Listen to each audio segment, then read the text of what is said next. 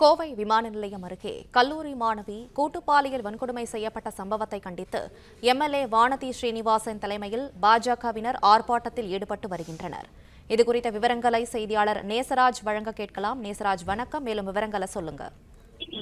வணக்கம். கோவை விமான நிலையம் பின்புறம் கல்லூரி மாணவி பாலியல் வன்கொடுமை செய்யப்பட்ட சம்பவத்தை கண்டித்து பாரதிய ஜனதா கட்சி தெற்கு சட்டமன்ற உறுப்பினர் வானதி ஸ்ரீனிவாசன் தலைமையில் தெற்கு வட்டாட்சியர் அலுவலகம் முன்பாக தற்பொழுது ஆர்ப்பாட்டம் நடைபெற்று வருகிறது. இந்த ஆர்ப்பாட்டத்தில் பெண்கள் பல்வேறு பதாகைகளை கையில் ஏந்தி ஆர்ப்பாட்டம் செய்கின்றனர். காவல்துறை அலட்சியத்தால் காம கொடூரர்கள் அட்டூழியம். விடியல் ஆட்சியில் பெண்களுக்கு இல்லை பாதுகாப்பு. குடிநீரை கோட்டை விட்டார், குடிகாரர் ஆக்கிவிட்டார். கோவை தேச விரோதிகளின் புகலிடமா? பாலியல் கொடுமை அதிகமாக்கி பெண்கள் பாதுகாப்பு எங்கே போச்சு எனவும் தெற்கு சட்டமன்ற உறுப்பினர் வானதி ஸ்ரீனிவாசன் தலைமையில் பெண்கள் தீப்பந்தம் இயக்கி இந்த ஆர்ப்பாட்டத்தை நடத்தி வருகின்றனர். அதே போல பெண்கள் எரியுது பெண்கள் வயிறு பற்றி எரியுது என கோஷங்களை முழக்கமிட்டு ஆர்ப்பாட்டம் செய்து வருவது குறிப்பிடத்தக்கது.